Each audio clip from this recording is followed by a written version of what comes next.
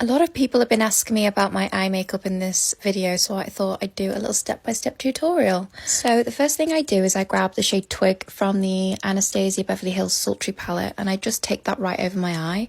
I then get the darker brown shade and I just dab that in the corners, and then I start dragging it up towards the tails of my eyebrows, but you don't need to be too precious about this.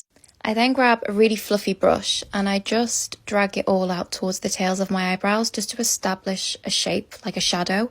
I then grab an eye pencil, I think this is the Rimmel London one in Sable Brown, and I just start to line the corners of my top and bottom lash, and then I just basically drag it out.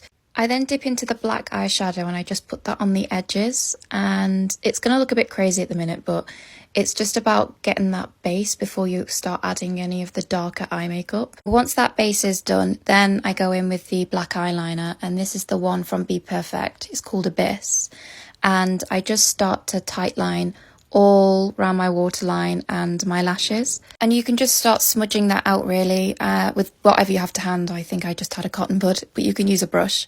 I then did the same on my top lashes, and I just worked that in and started to drag it out towards the tail of my eyebrows. I then use what I think is actually an eyebrow brush, and I just dab that in some black eyeshadow and begin to set the eyeliner all along my eye. And then finally I use a fluffy brush just to smoke that out. I definitely think this look is more about adding as you go along. I then add a quarter strip lash and I just blend that in with a bit of mascara, and I do any touch-ups with some black eyeshadow. And yeah, that's how I did the eye makeup look from the tutorial, and thank you very much for watching.